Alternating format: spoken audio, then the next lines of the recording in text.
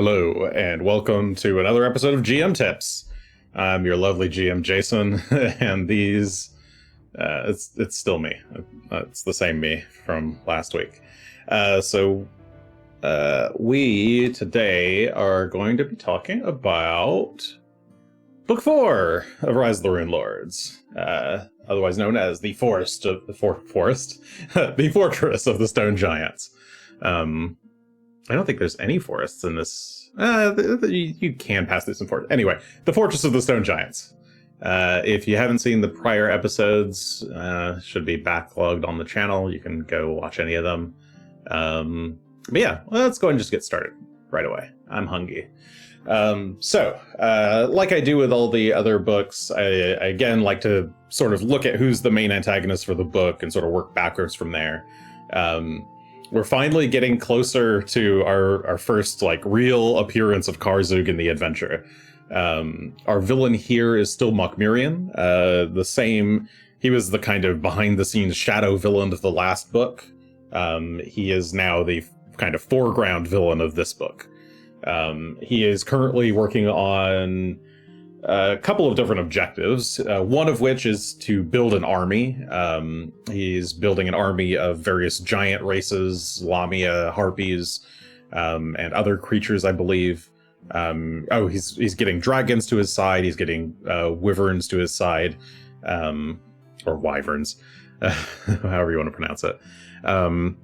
And all in the hopes that this army of powerful creatures will support Karzug in his new era of rule once he is returned. Secondly, he is working on coordinating the greed sacrifices for Karzug's return. This is the plot that Zanisha and Lucretia have been working on. I believe he's pretty directly coordinating with them. And he's also doing some of that himself, though I guess the implication is that after about a year or so, he's sort of started leaving that to other people and has grown more and more obsessed with his research into Thassalon.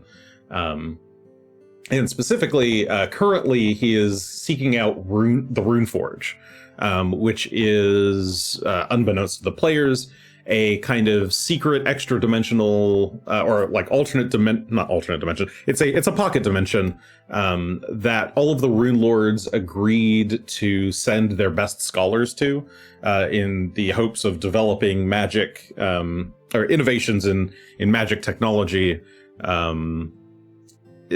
in a space that's kind of separate and safe from the prying eyes of the other Runelords.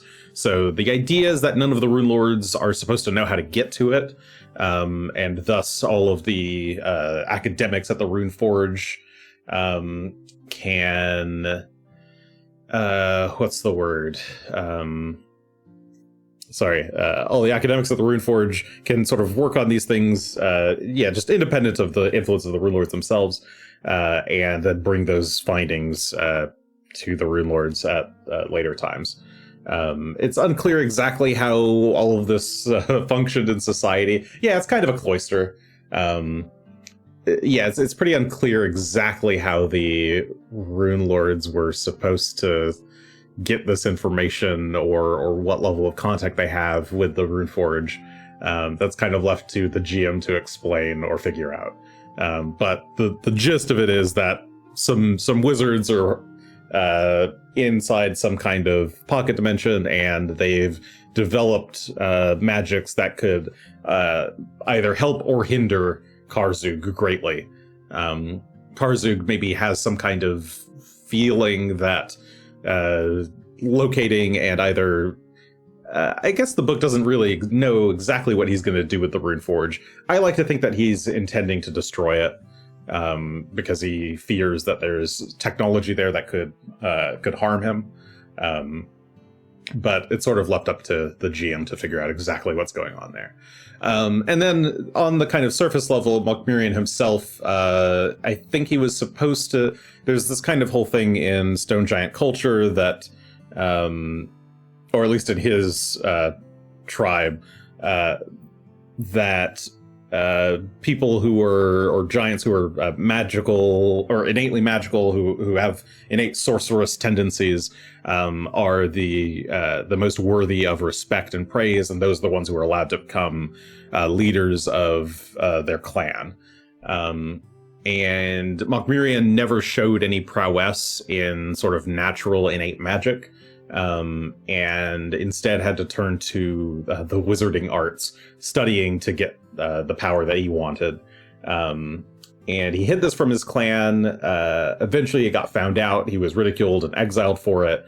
Spent a long time wandering the world, eventually stumbled into Jorgenfist and the library there. Found some more information that led him to Xin-Shalast, to awakening Karzug, to kicking off the entire adventure. So that's kind of what his deal is. And now that he's got all this power, he's making all these alliances with other giant tribes. He's taken over his old giant tribe by killing his father, and is now basically mad with power. Under that, the other two kind of sub-antagonists for this adventure are Longtooth, who is a red dragon, fairly young, who's basically been helping Karzug capture and sacrifice dragons for Karzug's resurrection. Dragons being generally viewed as big perpetrators of greed in the world, given that they hoard a lot of treasure. So I think he's been getting a lot of value out of that. He's going to help with the raid on Sandpoint, and almost certainly is going to escape. I think it's fairly rare for the party to be able to take him out before then. And his actual relationship with Mokmurian is a little strained. So he's kind of positioned as a potential potential ally for the party to make contact with. And then separately from that, we have Taractinus, who is the stone giant who leads the raid on Sandpoint. He's also kind of a sort of villain. He's got a really kind of honorable streak to him, and depending on how you play him, he can come across as not that bad of a guy. So some parties actually tend to like him if they end up capturing him. So that's that. So the main villain here is really Mokmurian. Everyone else is kind of a side thing that just leads to Mokmurian. So let's see. We'll start with part one, Stones over Sandpoint. This is the big Sandpoint raid that happens at the start of the book. So at the end of the last book, the party should have defeated Barl Breakbones and learned of or obtained the missive from Mokmurian to Barl that's basically like, hey, Barl, we're going to go... I'm sending Taractinus to go raid Sandpoint. I think it might be a location of one of the Hellstorm flumes. Could you please go take some people and assist? So the party should be like, oh no, Sandpoint's getting raided. We better go save them. So that's kind of how the last book ends. So this book starts with the actual raid. It's a really fun, to me, like epic set piece encounter that I don't know. It's fun to set up. I think how you set it up will vary greatly based on your own personal GMing style. One of the, I think in the prior video, I think I mentioned that I saw someone else on maybe the Paizo Reddit or something mention the idea of having players play NPCs during the adventure. I forget that actually the adventure itself suggests that this is an option. So the timeline between when the party figures out that a raid is going to happen and when the raid actually happens is deliberately left vague. This is very much in your control as the GM, whether or not you want the players to participate as their own characters, as NPCs, or as both in some way. You have a lot of control over how this turns out. It's important, I guess, to note what the Giants are actually trying to do here. They have two main goals. Taractinus and his small group are trying to specifically get a stone from the old light, which is actually a weapon of Elasnists, the Runelord of Wrath. They're like big death beam tower or death laser towers that were used during her time to fight against Karzuk.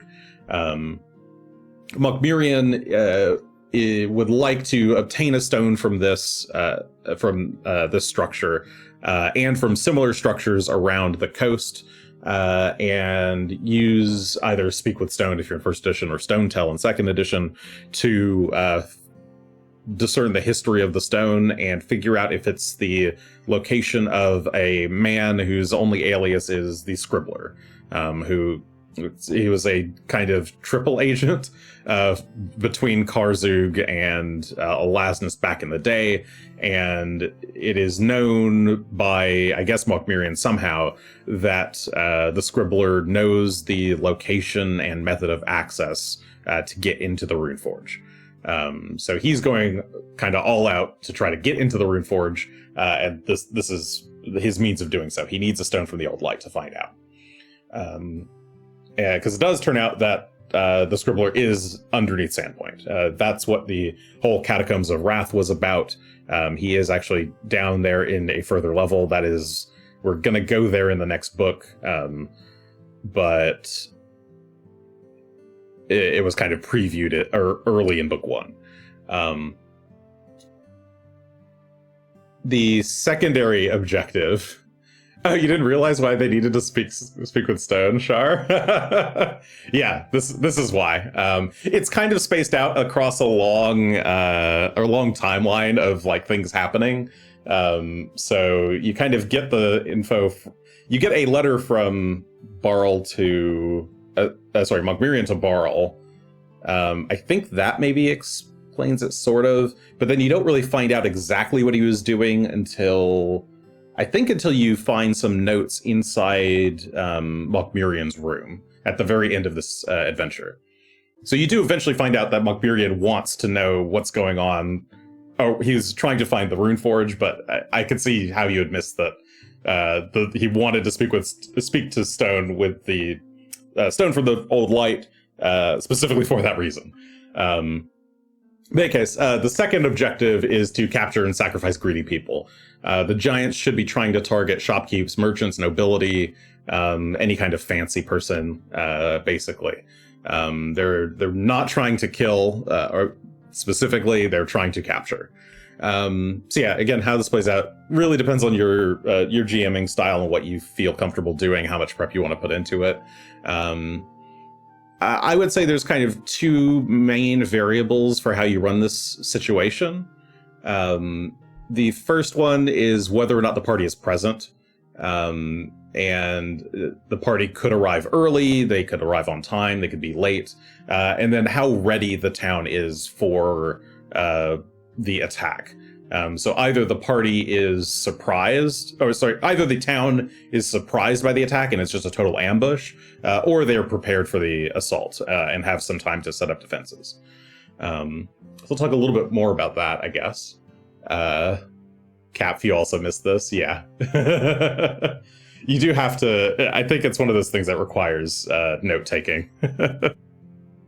Or fairly concrete notes. It's a pretty big gap between when you find out about him needing the stone and actually learning what he wants the stone for. And it doesn't really matter that these things were connected. It's a piece that's amusing if you do put it together as a player, but not necessary to know.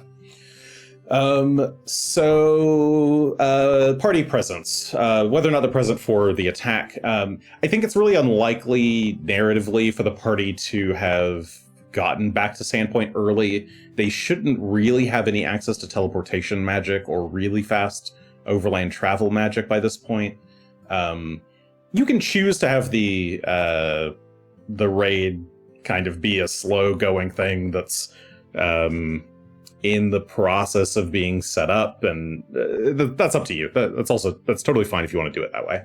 I generally feel like it's easier if the party, or makes more sense if the party is either exactly on time or very late to the affair. If your party, though, I know some parties actually don't fight Barl at all, and might not even know about the raid on Sandpoint. If that's the case, then you would run this as the party has arrived early to Sandpoint, give them some downtime, let them do their normal stuff, and then suddenly a raid happens. And I think that's a fun surprise. The on-time version is if your allows your party to be there and present for the entire set of encounters. This is good if you don't want to do any kind of NPC prep or like making characters for the players to run. You can instead, if you want to have the NPCs around, you can use the quick creature building rules instead. Keep them simple, just have them have a couple of actions and spells, and that's it. If your party doesn't have that many connections in town, and probably you can probably tell whether or not your party would even enjoy the kind of novelty of playing the villagers. If you don't think they'd enjoy it, don't bother. Having your party arrive on time is totally fine in that case. I think that party arriving late is the most fun. It's what I did twice. Both times I ran it this way. I've seen a lot of other people run it this way. It's amusing. It's a great way to add tension. I like to have the NPCs be a couple levels lower than the party. That way, when the party does arrive, that the giants feel like a threat to them, and two, that when the party does arrive, they should already be stronger than stone giants at this point, depending on how. I think by this point, if you're using just the strict stone giant,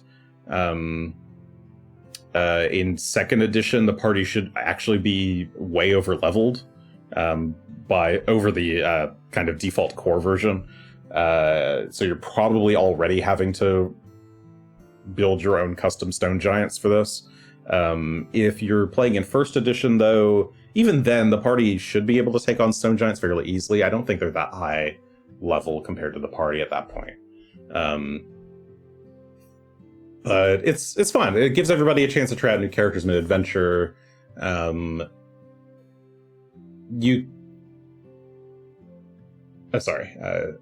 says I really enjoyed playing the Villagers TBH. That's good. I'm glad. Yeah, I don't know. I like it. I think it's fun. It's what I would do, or what I've done, is I like to pre-build the NPC sheets as if they were characters, hand them out to the players at least a week in advance so they could get to look through it. I also like to give a little bit of backstory on each of the characters that the party might not have learned yet. I think, who did the party play last time? I guess I'll go through it in a little bit. I have some of the examples later. But you can offer the players either offer the players the characters that you have available and let them pick, or you can just like pre-assign if there's like specific character relationships that are already established. Like if one player's character is in love with a Mako, giving them a Mako I think is good because it incentivizes them to keep a Mako alive, right? If you want, you could actually also, I've not tried this, but you could use an alternate party idea here. If your players have a lot of character ideas and they're like not getting enough time, or like they don't have enough games to try new character concepts out, you could actually let your party just come up with a new set of like minor characters just to try for a little bit as just a fun chance to play some PCs that they don't normally get to play. Because by this point in the game, you've already done 3 books of content. It's nice to have a little break from the usual without necessarily committing to a whole full separate campaign for that. And yeah, either the PCs can miss the entire event or show up halfway through. I like to have them show up kind of halfway through, and I'll talk about when I usually have the party get introduced. Let's see. The allies around Sandpoint, the typical ones I would go for are characters like Mayor Deverin, Amako, Father Xantus, Sheriff Hemlock. There are a lot of NPCs around town that have class levels. If your party interacted with literally any of them, I think they're all viable choices that could be used in different ways. If you wanted to give people characters similar to what they already have, I think there's like a champion guy There's a bunch of different characters. I'm sure you can find someone. I like to use characters that are a couple levels lower than the party. 2 or 3 levels is a good level difference to play at, so that you feel the actual gap in power between the NPCs and your PCs, and it really cements like why the PCs are so useful to Sandpoint. It's because they're way more powerful than everyone else. You should probably also include some generic militia. I like to use like infantry units and archer units. I try to set them up with troop rules just to make them a little bit easier to manage. That way, when they attack, it's just the enemy does saves instead of having to do a bunch of attack rolls. If you want to do much simpler gameplay, you can actually just abstract the allies if you want. You can do things like have their attacks just automatically hit, just have like a low damage number, so they're kind of chipping at enemies. And you could also do things like treat the kind of background characters as hazards instead of as full-blown creatures. And so just like hazards, they have a slot in initiative, they do their thing, and you don't worry about like moving them around or anything.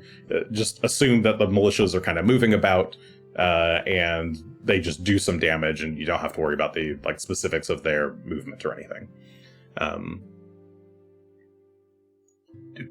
So preparing defenses, this is where I'll get to Cap's comment there. If your party either arrived early or gave the town heads up notice, usually with something like sending, or maybe if they've got some kind of super fast magic above their level that they could fly back to Sandpoint with, then you probably want to give your party time, or the NPCs time, to set up defenses around town.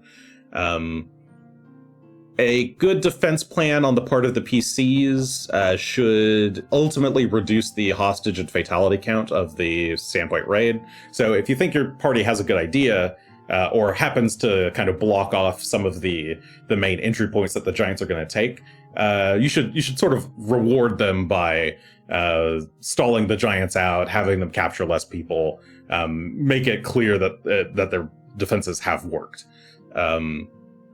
What I like to do is I like to just bring out the big ass map of Sandpoint, let the players choose some, give them some units, give them some barricades or traps or whatever, let them pick where to put stuff. You could also let them do some scouting to provide some kind of basic information on what direction it looks like the Stone Giants are going to be coming from. By this point, the Stone Giants should be somewhere within view, within like a day's ride, so it's likely that the party can get some amount of scouting, but that should take some time, and that information should only come back in like kind of the later part of the day. I would avoid giving more than a day or two of preparation on this. You don't want the party to be given a blank check of, well, you know the Giants are going to come at some point. It's going to take a month. Build a new wall for Sandpoint. Like that shouldn't be on the table. It's a small, scrappy town. The people are ready and willing to fight back, but they don't go summon an army of angels or try to contact Magnum. You could send out for help from Magnumar, but help from Magnumar should not arrive on time, basically. Any kind of like big things that would like really throw off how the encounter works should effectively just not be possible in this sort of time period. And you should let the party know that their time is short, that the Giants have been spotted nearby. Like that, it should be pretty clear that they're not going to have an infinite amount of time to defend. Cap says, so like, without knowing it, my party made good decisions regarding Sandpoint's prep. I think we rigged the bridges in town to blow. Yes. I do remember that. I think they actually did Third Action also rig one of the bridges to explode? I feel like they did some stuff with the Alchemist and got him to set up some bombs and things. I think we sure tried. My memory of these two versions of it kind of blend together because they ended up being very similar, I think, both times I ran it. I think Bob the Guard died. Oh, no. Bob the Guard died in at the beginning of the next book, I think. But maybe he's... Maybe Bob the Guard became a character because he was a random guard that really helped out during the Sandpoint raid, and then I think he died investigating the Catacombs of Wrath in the next book. I believe that is what happened, but I might be incorrect. Sorry, it's just a random meme character from my first run of the AP. That I think the party wasted a Scroll of Resurrection on or something. But in any case, yeah, let your party have fun. If they're the types of people who enjoy doing this sort of thing. Again, I personally love logistics. I am a logistics fiend. So this sort of stuff is really fun to me. If your party is like, just wants to get to the action, you can skip over this or you can do it for them. It doesn't really matter. Yeah, Bob the Guard. We 100% burned a very valuable item. It mattered. I know. Okay, the Stone Giant Army. So the Giant Army themselves that attacks Sandpoint, though Taractinus, I believe, is an older giant, the rest of the giants with him are fairly young. They've got a mix of motivations. The ones with Taractinus are more just focused on their own objectives, or on the direct objectives. And then there's groups of sillier giants that are abusing their power. I think the giants in the Beer of Death are trying to get a bunch of beer, basically. But a bunch of the other ones are actually focused on what they're supposed to be doing. But that is to say, these giants aren't super organized. Not many of them, if any of them, are trying to do this to the death. They should be willing to run away if their HP gets low. If any giants in their group die, they might reconsider what they're doing. They don't have to be... not all of them are all in, basically. Similar, on a related note, they should be going for trying to terrify and capture people, not kill them. Specifically, you want to avoid killing any important NPCs. It is much better if the giants capture these NPCs. So if they can tell that they're going for a last hit on somebody, make them do non-lethal attacks to put people unconscious. If you do accidentally knock someone unconscious, you can just fudge their recovery rolls and make it so that they survive. Avoid trying to one-shot anybody. The point of a character getting knocked out here is that they become a hostage, not that they get killed. Or not that they get killed right away. We're going to kill them later. We'll get back to that.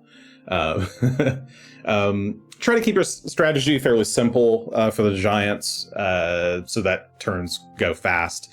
At range, they throw rocks. In melee, they should just be using their club. And whenever they can find an unconscious body, they should try to scoop it up into a bag and run off. There's a lot of stuff going on in this encounter, so if you're the type of GM that gets easily overwhelmed, you might want to just try to keep it as simple as possible. And yeah, generally, if their bags are full of people or they're badly wounded, have the giants run. They don't need to. They're not trying to kill everyone in Sandpoint. That is not their goal. Don't make them sit around and do that. Okay, taking a sip, and then we'll talk about the raid itself, how to run it.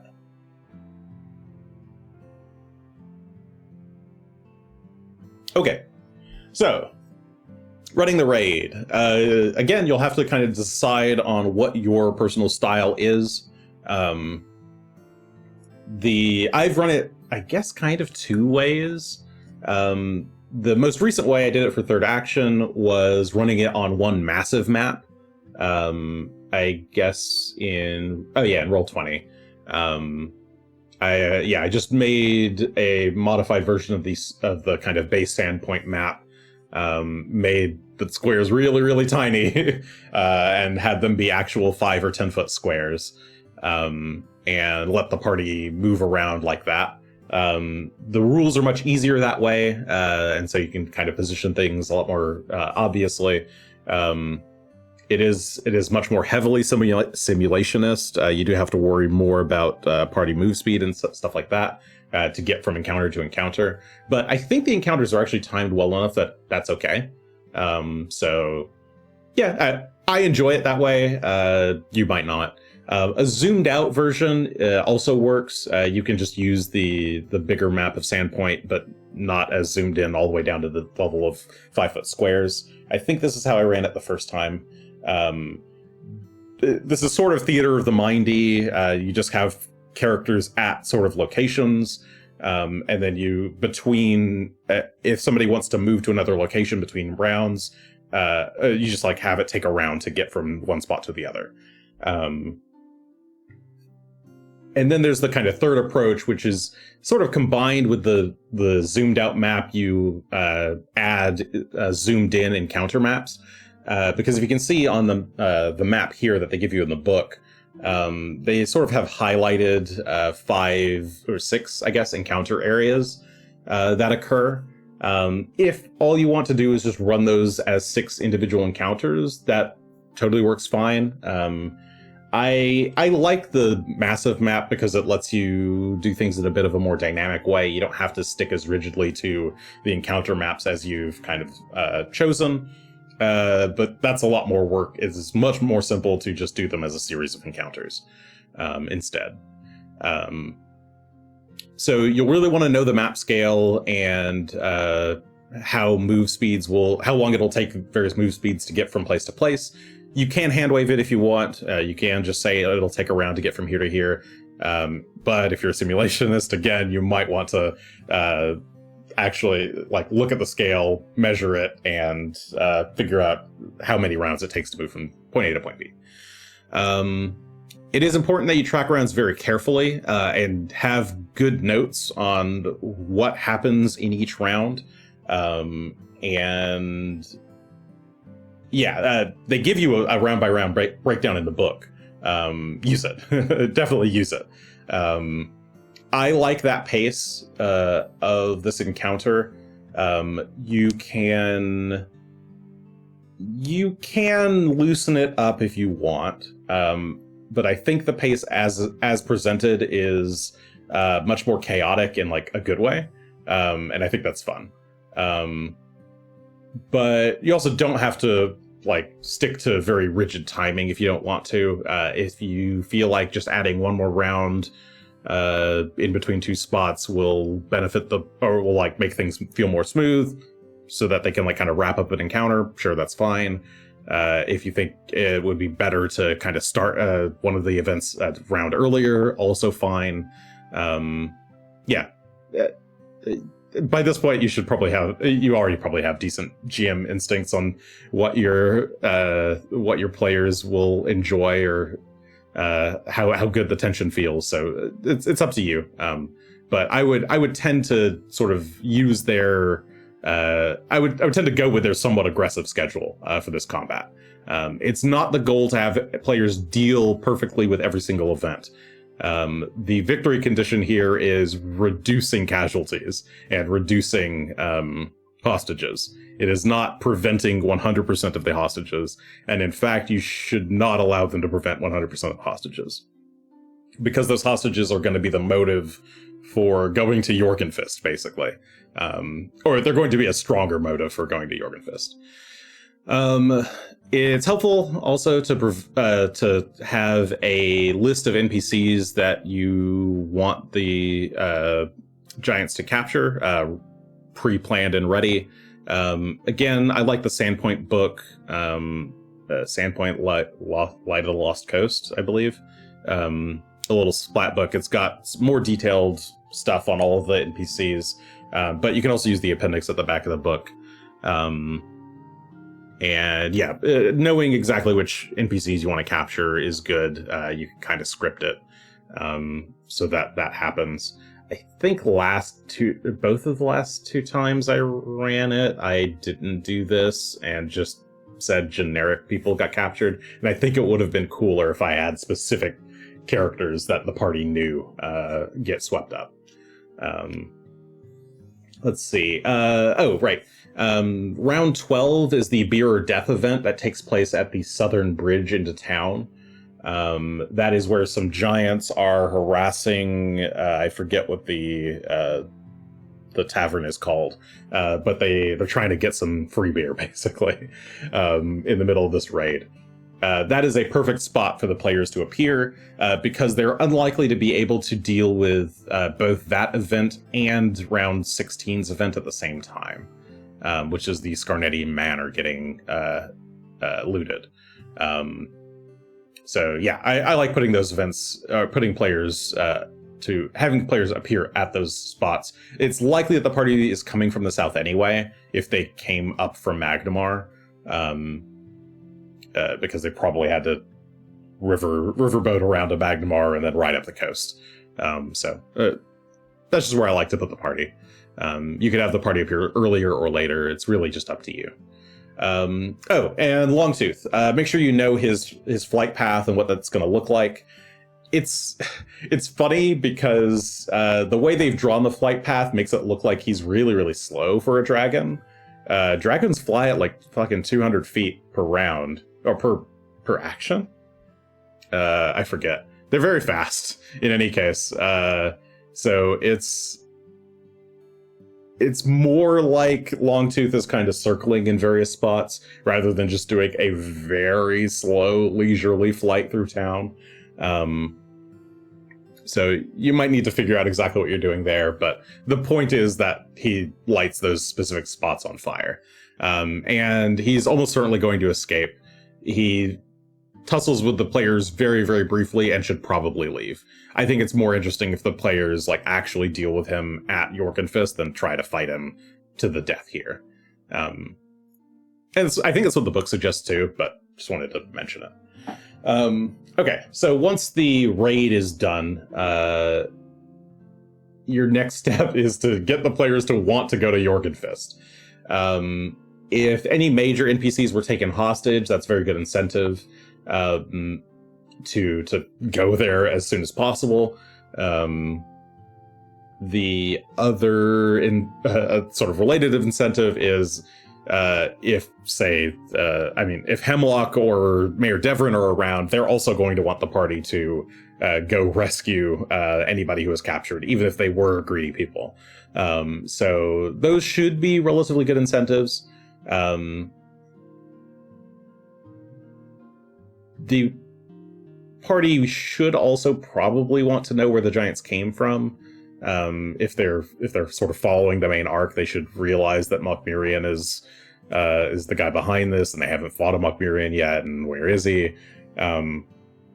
So yeah, I think the book suggests a captured giant, that if the players happen to capture a giant, then he has this whole spiel about what are the giants doing and where's their boss at.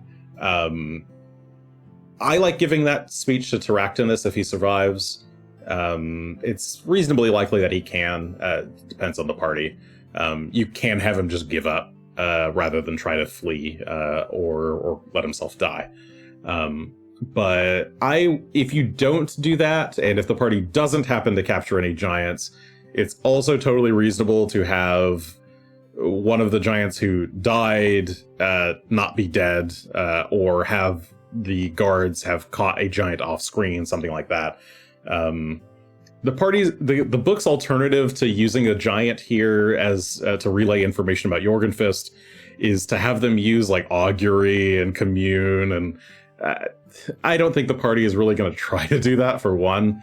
And it's I don't know, it's sort of narratively weird connection point. So yeah, I think using the giant as kind of presented is the best way to go about it. It's fairly straightforward. And so after this event, you probably want to give your party a very small amount of downtime, like a couple days. They should know that if they haven't figured it out or pieced it together, they should kind of figure out pretty quickly. You can have the like other characters in town give more context clues. The giants should have been shouting things like bring out your greedy and that sort of thing. So the party should be kind of picking up on what this ritual or that this ritual exists and that it's bad and that these people are probably going to get murdered. So they shouldn't really want to, like, I don't know, dick around for too long. And if they've forgotten that, then you should probably remind them. Because their character should probably know and or realize that at this point. So the actual journey to Jorgenfist is part 2 of the adventure. It's actually, this is a very, very short section of the book. Oh, in the final giant's hand is a scrap of paper with one word written on it, Jorgenfist. Yeah, I mean, that's kind of what happens, but it's a bit more of a drawn-out speech, I suppose. But yeah, I mean, if you have to, that's also an option. Though I don't think many people know what Jorgenfist is. I don't remember if the giants just say Jorgenfist and you're supposed to know where that is or go look it up. It's easier if a giant tells the party, that way the giants can explain where Jorgenfist is.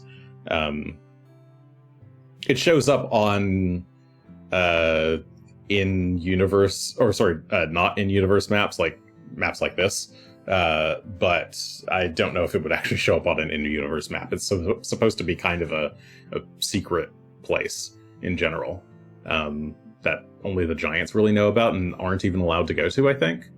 But yeah, anyway, so the journey, the most likely journey, unless your party is doing something wackier, is they'll go from Sandpoint, probably to Galduria, to Wolf's Ear, to Ravenmoor, up to the Storval stairs, climb those stairs, get into the mountains, and make their way to Jorgenfist. At this point, you've done travel a couple of times as a GM. Use whatever your preferred travel style is. You can speed through a lot of this. It doesn't really matter. There are a number, I think there's like 3 listed encounters here, maybe 4. There's an attack of some like ogres on a farm. There's the Storval Stairs one. There's some stone giants at the valley's entrance. And I think there's one more encounter. I'm blanking on what the 4th encounter is. I could look it up, but I don't want to. None of them are like strictly important. They're mostly filler. I think the main thing that you should be impressing on the party over this travel is that the giants are becoming a regional threat. They were not just after Sandpoint. They are going after other towns, like Roderick's Cove, that used to have a Hellstorm flume in them. They are scouring the countryside for greedy people, and the hill giants and ogres, like the lower levels of the giant ranks, are also abusing the fact that they're here and are killing and eating people. So that's kind of the main goal of this section is, hey, Varisia is getting a little worse. We should probably do something about it. You don't want your party to go stop by every single city to figure out if they need help.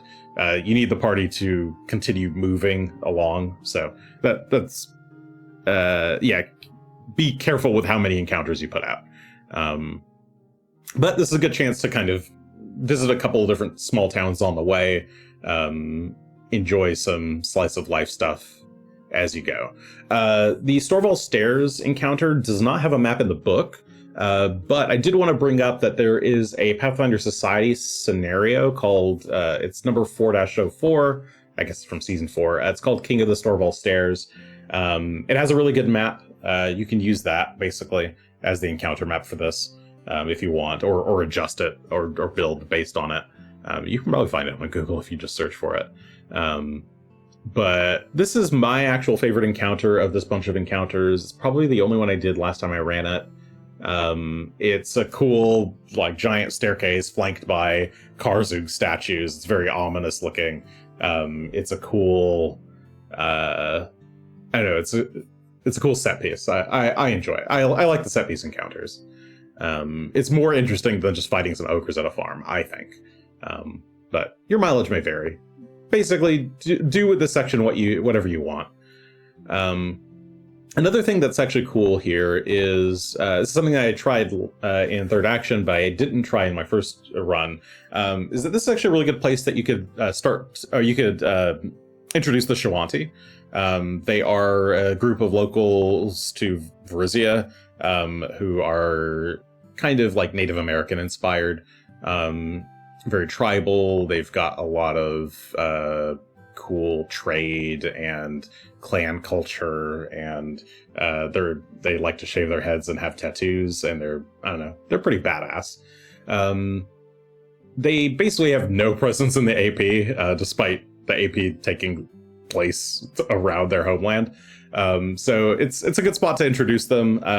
You can have a couple of characters from the Shawanti show up and assist the PCs, especially because there's not really a lot of direct allies for the PCs here on this leg of the journey.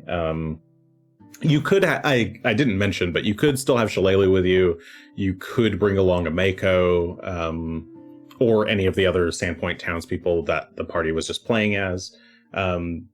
Given that we just played with them being a little bit weaker, it's probably best if they stay home, but this is an opportunity that you could use to introduce some new characters that are just around a bit to help the party with some of the travel and navigation.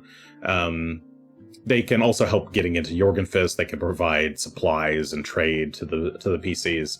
The best spot I found that had lore on the Shawanti was the Varizia Birthplace of Legends book from first edition. You can also use the wiki, which has a lot of good detail on who they are and how naming works and stuff. The two specific clans that are nearby are the Shundar Kwa and the Shrikiri Kwa, the Spire and Hawk clans. I think the Spire clan is technically closer, but they're both right there. I think they're both reasonable. I used the Hawk clan because I thought they were cooler, but the Spire clan is good too. Okay, so yeah, a pretty short section.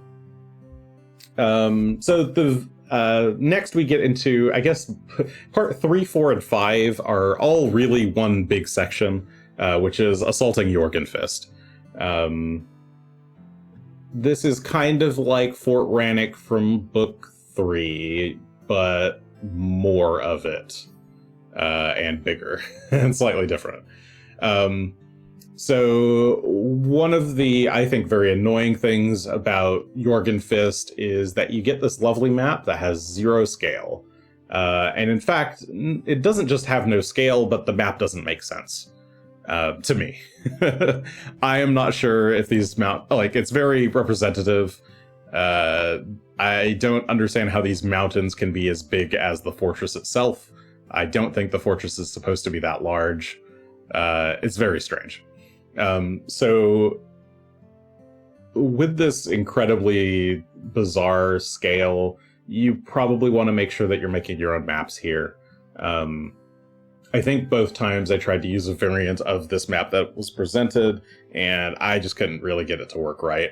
It's really hard to explain, like, where can the party hide? Where can the party fly in from? How tall are the buildings, etc. So you might want to just build your own maps and figure out the distances and scaling for yourself. If you're a map player, which you might not be. But all three parts of this adventure, or this part of the adventure, should basically be prepped at the same time. It's hard to tell which direction your party is going to come at Jorgenfist from. They will probably try multiple different directions, so it's worth just being ready on all fronts, basically. So that's just a heads up, because you basically have, I guess part 3 is the kind of exterior and upper level of Jorgenfist. Part 2 is the underground area of Jorgenfist, and then part 3 is the library of Jorgenfist, the Thoracic Library, where Mokmurian is hiding.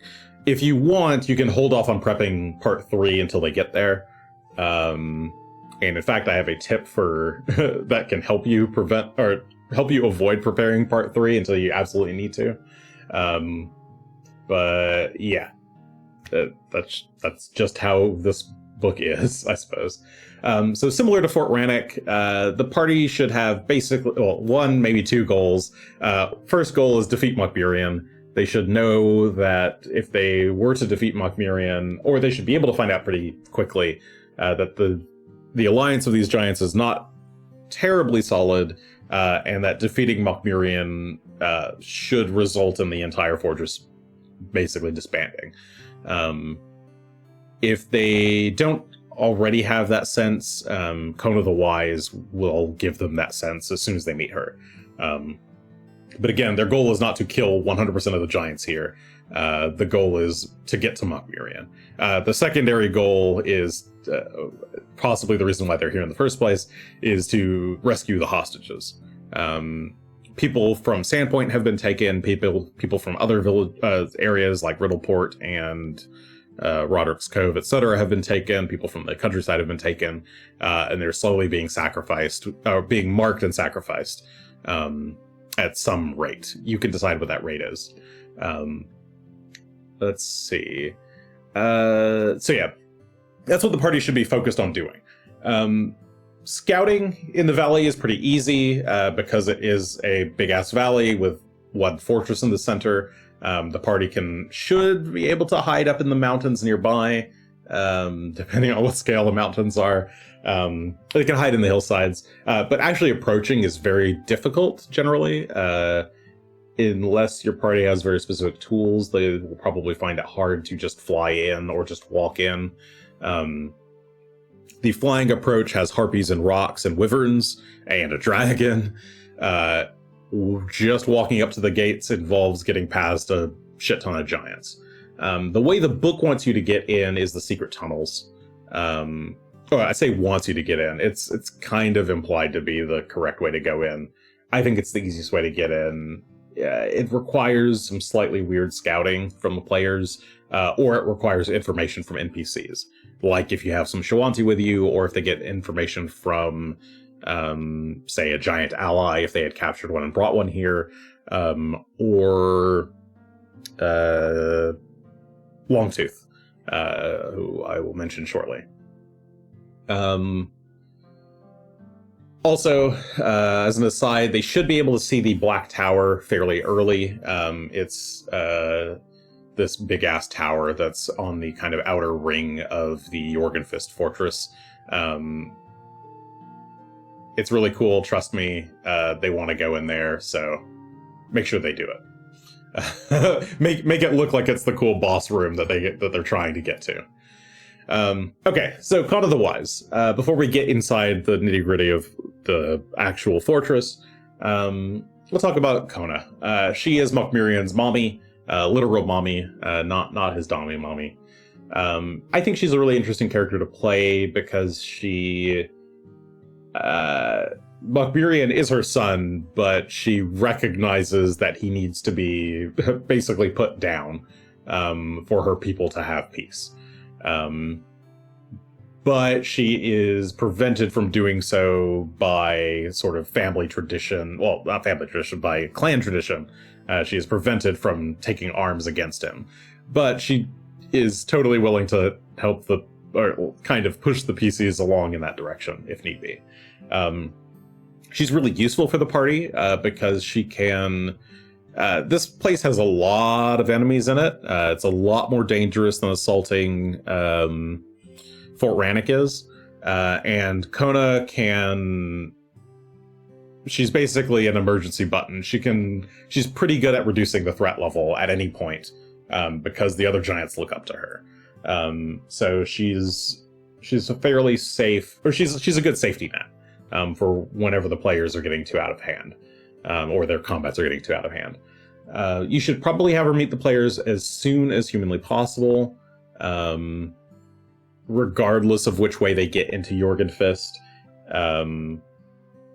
She's magic. She's got some premonitions. She can get cool vibes. She can feel stuff through the floor. It's fine. Like she finds a way to find the players as soon as they appear. I think that's the safest way to play. I don't remember. I think the book has her kind of moping about in one spot. Maybe it recommends doing the same thing, but I definitely recommend doing that. I recommend Kona should beat the players as early as possible so that she can give them kind of a gist of what's going on, and push them in a direction of, hey, Mokmurian is down in the library. You should try to get him there. if you want, I haven't fully ever committed to this angle, but Mokmurian doesn't have to be a strict villain. You can play him as being more corrupted by like a soft possession by Karzug. And if you want, you can go in the redemption side of things. And Kona can be a means to push the party in that direction. You can have her more express her reluctance to have Mokmurian killed, that he didn't used to be so bad, that sort of thing. And you can maybe kind of push the party in feeling bad for Mokmurian. So I think that's an interesting thing to do. The other thing is that if you want, I think by default the book assumes that Mokmurian is going to be casting Speak with Stone or Stone Tell on the bricks from the Hellstorm flumes. But I think it's actually interesting to have it be Kona who knows the ritual to do that. Because then she can tell the players stuff that she knows about why he was doing this. She might not know exactly why, but she can at least kind of explain that he was looking for some building or looking for some person to connect the tissues a bit better. Okay, another sip. My throat is dying.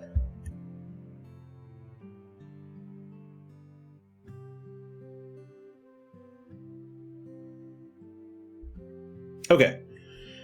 Longtooth at home. So if Longtooth escaped the raid on Sandpoint, not guaranteed, but I think it's fairly likely given that he can fly and the party can't, unless the party managed to burst him down on one turn or something. You should probably have him. He should probably be spotted very easily, flying around in the area as soon as the party does any amount of scouting. If the party goes to his lair and defeats him, his hoard is a very good source for wealth. This book is a little bit of a mixed bag on, you do pretty long sections without getting a lot of useful or directly useful gear for the party. You're fighting a lot of giants who have large-sized gear that's, again, not useful for the party, and it's hard to drag around. Even if you give the party bags of holding and things, you can't. There's only so many giant like +1 striking giant clubs or whatever that you can carry around. But yeah, I would generally like overfill this this bit. Oh snap, did I miss the actual play session? We have finished the game, Rise of the Runelords, level 9000 Pikachu. All the episodes are still up on YouTube, though. I'm going through a kind of recap of all of the different books for people who might be interested in running the game. As little GM tips. But yeah, basically, Longtooth's hoard is a good place to put a bunch of extra treasure. You can give him enough treasure to fill either the entire book or half the book if you want. You have a choice with him. As he's written, he is very, very willing to backstab Mokmurian, but you could keep his grudge with the PCs. Either way you go, I think, is perfectly fine and fun. Play into however you're... play into the PCs that you've got. If you've got PCs that love or that would really enjoy him betraying Mokmurian and them gaining a kind of weird dragon ally, that's really fun. I would do it. If the party is more is going to be like very I don't know, very untrusting of him and would want to backstab him at the earliest possible opportunity, or just be constantly wary of him, then or just wouldn't enjoy him being around, then you can just have him be a bit more snippy with the party. He should probably always start with like an attempt at a truce, but how snippy he is and how quickly he jumps to just attacking the players is totally up to you. So do whatever you want. If he joins the party, it should probably cost some or all of his hoard. He's probably not going to want to just give up his hoard to the party, unless they're like threatening him, which maybe he would go for. I sort of doubt it, but again, it's sort of up to you. If you don't give the party his horde, then you can kind of move a lot of that wealth into Mirian's horde at the end. If the party does fight him, though, I think this is the first big, real dragon fight that the party gets to have. So you should go all out on all of your dragon tricks. Make sure you're breathing fire. Make sure you're doing like Draconic Frenzy if you choose this to be a Frenzy Dragon. In first edition, make sure you're using the various dragon feats. Abuse all of his abilities because you want to train the party up to be able to fight more dragons, because they're going to fight at least one dragon next book and multiple dragons later on. So dragon encounters are fun. They should be iconic and exciting. If the party just totally skips over this, you can always have Longtooth attack them whenever they're either scouting or fight if they're just kind of out in the open in Jorgenfist's courtyard or anything like that. If he fights them outside of his horde room, though, I would have him flee very early to go back to the horde. That will entice the party to go to him and thus find the horde and collect the treasure if they defeat him. Okay, so the river caves. These are the secret entryway to get into the basement of Jorgenfist, the kind of cavern area. There's 2 caves. It's the Wyvern Cave on the right there, and wait, on my right. Yes, it would be on the right on the screen. Yes, correct. The Wyvern Caves and the what are they? Dire spiders, sad spiders, big spiders, death webs. That's what they're called. If you want, you can combine these caves. There's not much reason for them to be separate. It's just kind of amusing, I guess. It's hard to find them if the party doesn't know to look for them or doesn't happen to fly along the kind of river. And given that the party probably comes from the west, it's unlikely that they're going to see the southern end of the river to even see those cavernous entry points. So yeah, you probably want either NPCs to direct the party here, or for them to just uncover them naturally through scouting. If the party says they want to do a generic scouting action, I would potentially just have them, like, as you're explaining what they see when they're scouting, you could just bring up that they see these caves, if you want them to go this way. Or you can have them be perception check or whatever. Those caves felt like they were going to be very spoopy, and then were not very spoopy at all. Yeah, they're not. There's nothing that interesting about them. The death webs are kind of scary, I guess. I don't remember. I think I separated the Wyvern Caves from the. Yeah, I think I left them separate. Yeah, they're fine. You don't even really... I mean, the encounters there are amusing, so you can leave the encounters. Up to you. The actual secret tunnel to get into Jorgenfist probably shouldn't be overly concealed. I think it's in the Deathweb tunnel and is thus behind some webs. If you actually want the party to find it, don't hide it. That's all I have to really say about that, I guess. As far as where the tunnel exits out, you really get to choose. The map by default has you exiting right into Anga, the Kobold's room, which is fine. You can do that. I prefer, given that it's probably the party's first entry point into Jorgenfist, I would either have change that to be Kona's room, or have it such that Anga is not in her room at the moment and Kona is walking by, so that the party interacts with Kona first. But you can choose to do it whatever way you want. I just prefer Kona meeting them as soon as possible. It just makes things a lot easier to manage, unless you want your party to cause chaos, which chaos is fun, so whatever. Sorry if the section is like kind of all over the place. Again, all of Jorgenfist is like, I don't know, the whole thing's available. Who knows which way the party's going to go? So I feel like this is a bit disjointed trying to explain everything. Okay, so the inner courtyard of Jorgenfist. Here we have scale for how big the map is. Remember that these are 10-foot squares on the map, not 5-foot squares. It's very important because the giants are big and they need to be able to get through doors.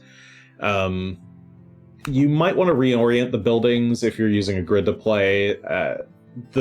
I'm assuming that you're not going to use the very tiny maps that they've built for this in the book. You're probably going to have to build or find your own. There are plenty of people who've done their own.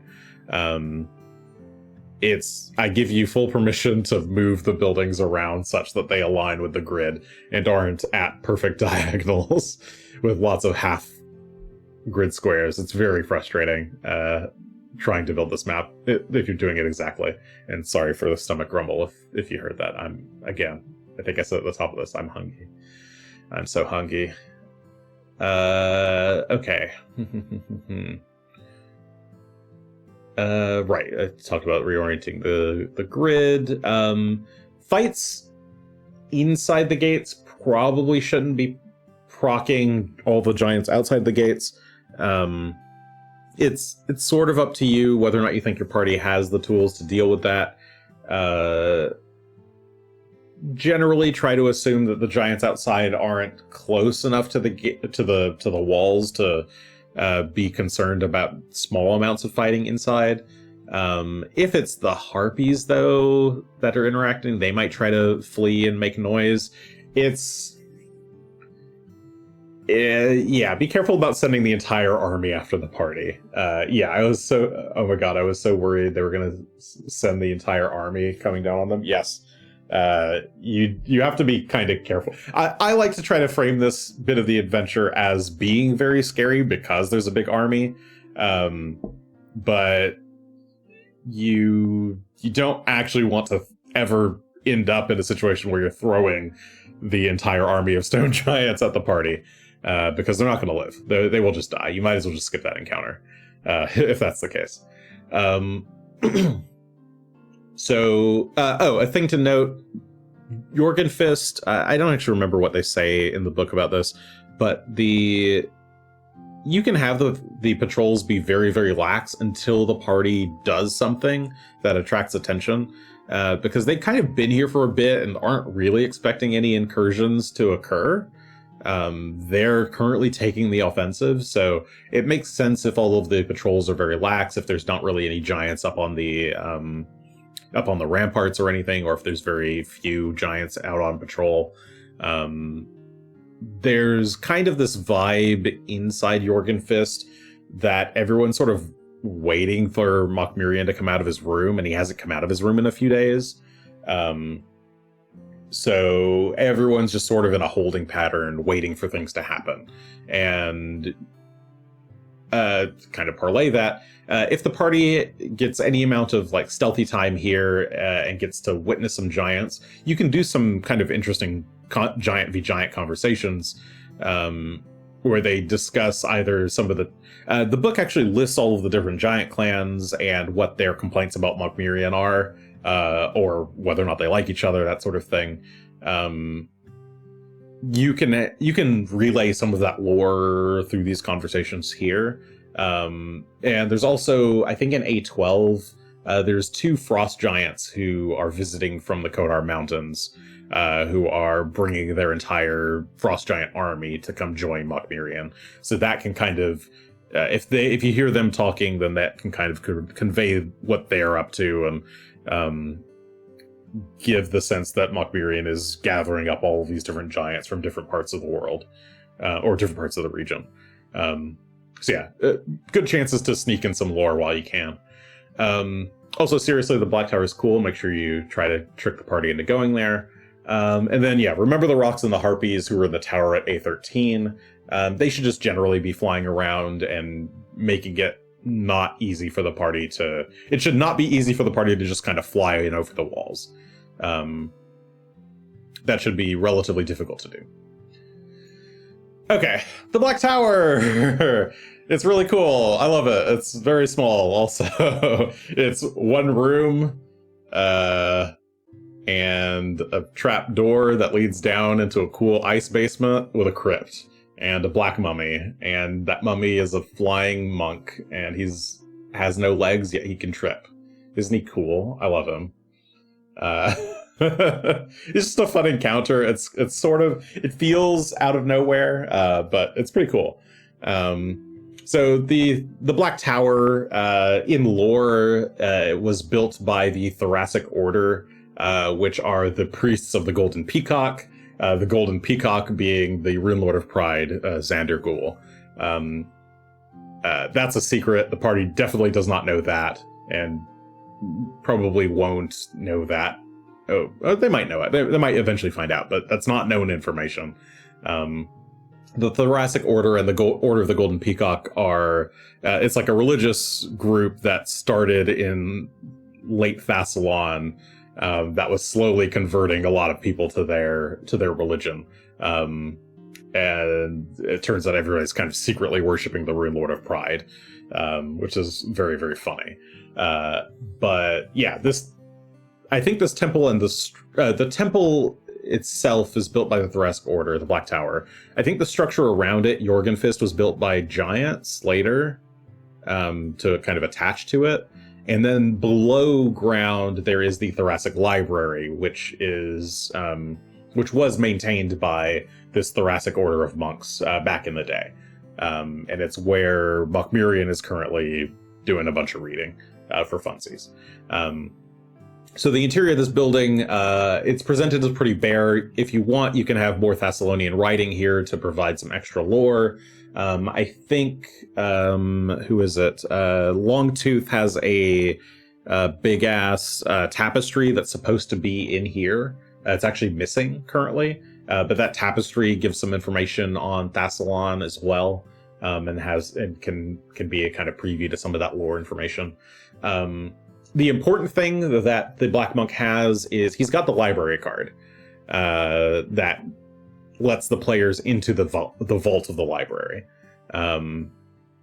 And that library vault is incredibly useful, if not mandatory, for understanding what's going on in the story, because the party basically never really gets much access to like hard Thessalonian lore sources. So this is a great opportunity for them to do it, and you want them to have that library card. So again, if you could get the party to come here, you really should.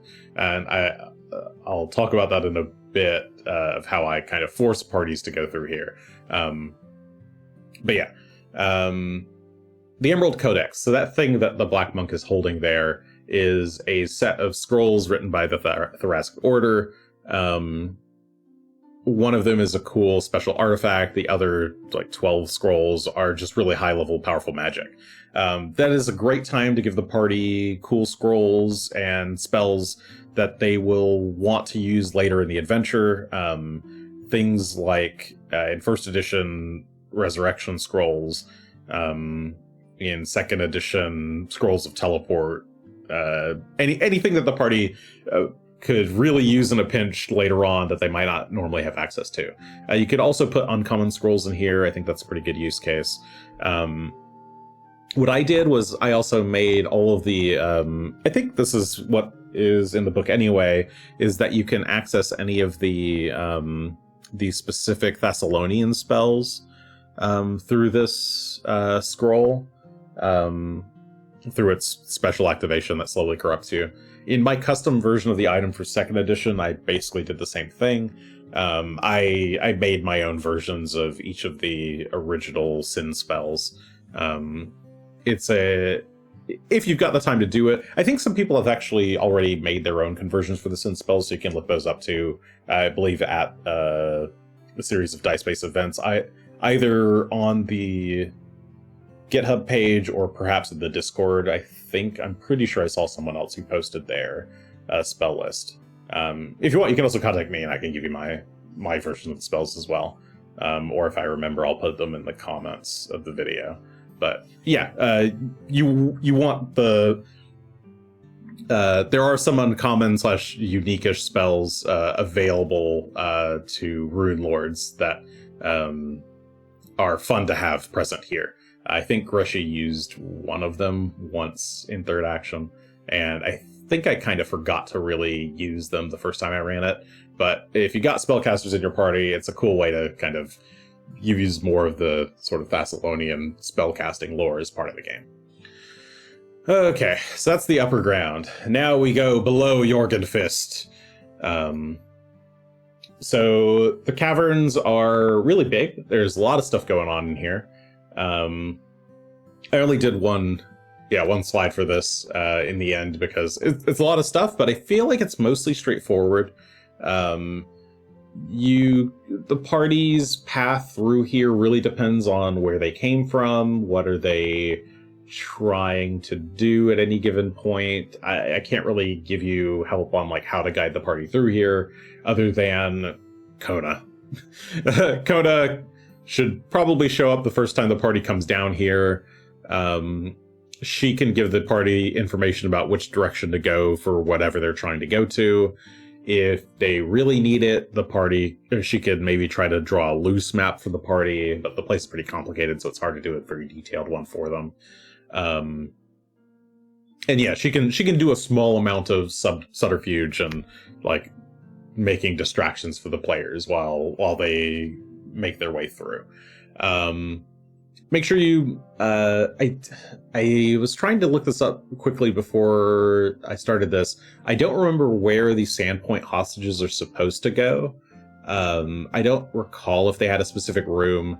I think B8 is a pretty good choice for it, but really it's up to you. I think there's plenty of spots that you could just either substitute whatever's there for hostages, or you can also put the hostages. There's like a dining room up on the.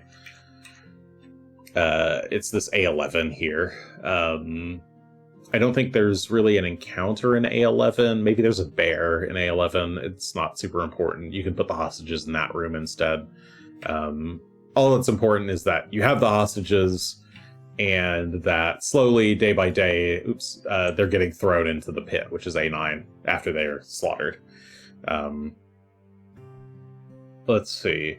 As I said before, everybody's just kind of waiting around for Mokmurian. That should be kind of present in all of the lore, or any conversations that the party overhears while they're down here.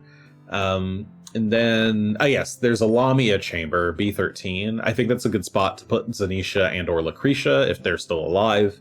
I think I had Lucretia here when the third action party came through, but they caused enough noise that she found out and pieced out right away. I don't remember if she actually... Eventually they went searching for her. Right after this, right? Yeah, I don't remember. My mind is...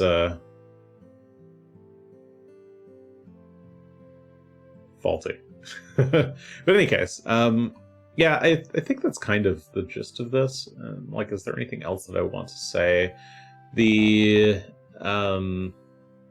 I believe there's one encounter with a rune slave giant, a hill giant in here. That's interesting. There's an encounter with, I think, Lokenseer. I believe he's in B11. He's the giant responsible for marking the Sahedron on people. I think he's also the one in charge of slaughtering people who are marked. I think the idea is that he's basically getting a bit bored and is slowly killing the people himself while he's waiting for official word from Mokmurian to do something. There's also Galenmir, who's the head of the guard here. He's got some interesting story. You can read his story in the lore. I don't really remember exactly what was his deal. And then, there's Anga, the Kobold, who has some traps set up. I think it's all I don't think you need my advice for running this section. It's just really do as many of these encounters as you want. It's really just sort of up to your party what direction they go and how they manage it. It's very easy for that section to involve a bunch of encounters getting chained into each other. Again, use Kona if you need to block encounters from becoming too much of a mess if you have to. The Ancient Library.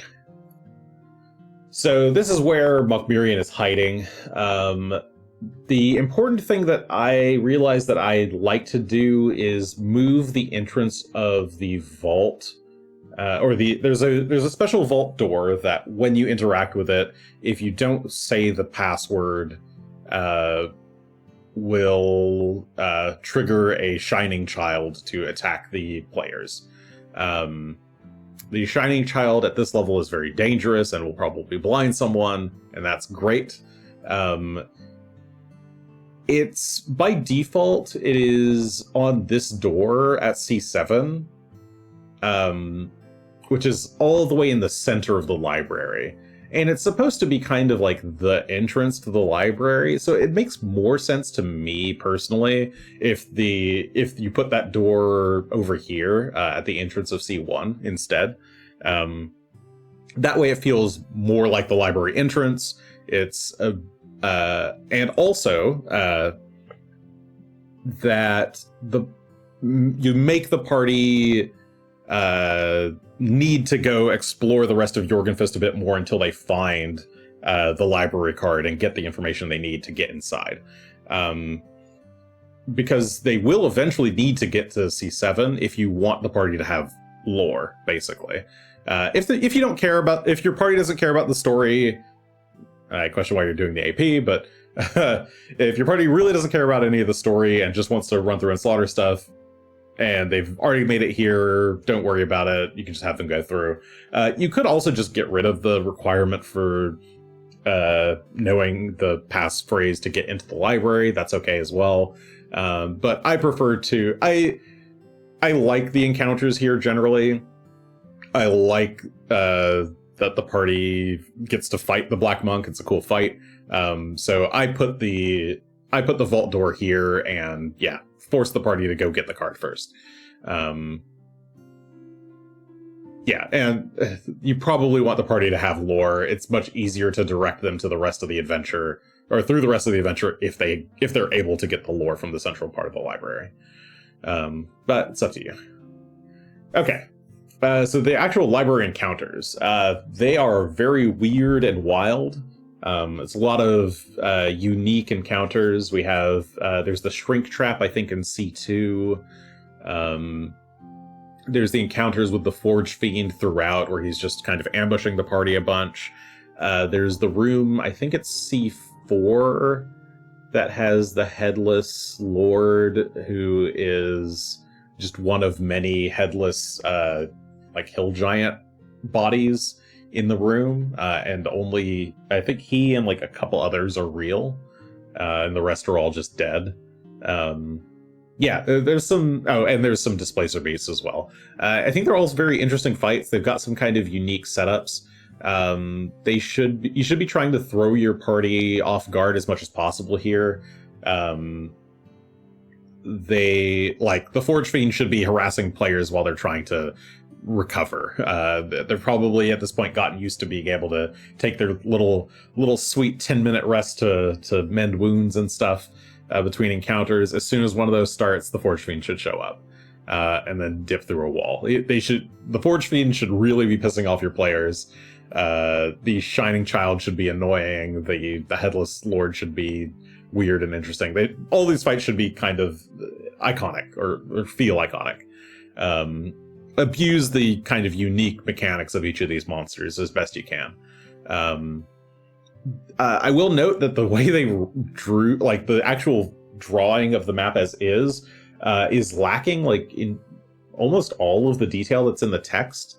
This is supposed to be much more of kind of a general library throughout, and the central piece, C7, is supposed to be the only part of the library that still has its magic that keeps everything intact. I would, if you're building this map yourself, embellish it a lot more. I should have put my version of the map on here. I should go find it. But I had fun remaking this map. I think it's a fun map to make. It's, yeah, a big dilapidated library. What's not to like? Be wary of the map scale here. You need wide hallways if you're using a lot of large creatures. And another thing to note is that the Headless Lord is communicating information back to Mokmurian. So Mokmurian should be roughly aware of who the party is, and like what kind of abilities they're using based on what they do during that fight.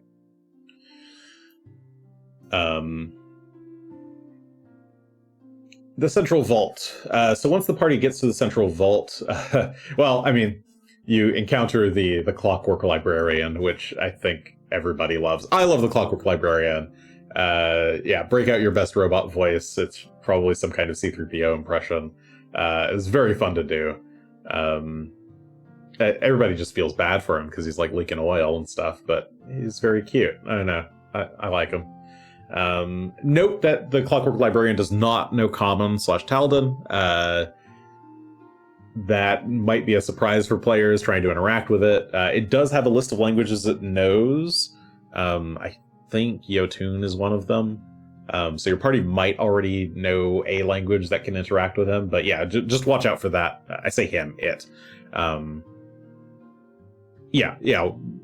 Be aware that the Clockwork Librarian does not know the most basic language, and that this can be a good incentive for the party to start trying to learn Thessalonian before we get into the last 2 books.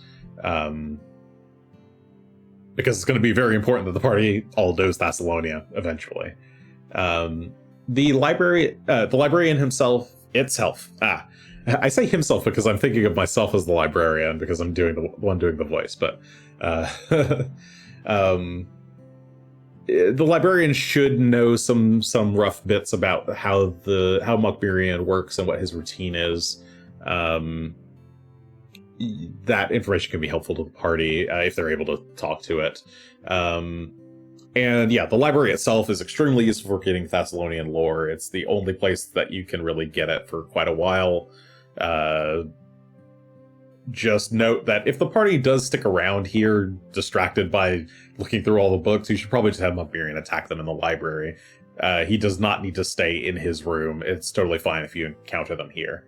I think that's what I did in 3rd action as well. The encounters here were so weird and awesome. Oh, he's endearingly dutiful. He's a backdoor dog. Yeah, I agree. Joey sucks. I remember feeling bad leaving it there to continue to leak for an eternity. Yeah, that's also true. I don't know how long he's going to survive. I mean, I guess it was, it was staying inside the preservation room, so maybe it would just be preserved for all time, even though it's in a perpetual state of drippiness. It's sad that it has its one jaw to take so seriously. It failed through no fault of its own. Yeah, well, I mean, it succeeded. The central bit of the library is still doing fine. It just nobody comes back anymore.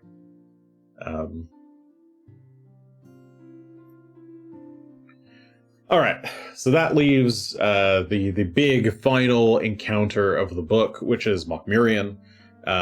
He is, to my recollection, the very first big wizard enemy of the adventure path, and is the first in a very long line of wizard enemies that are going to be coming at the players very, very soon.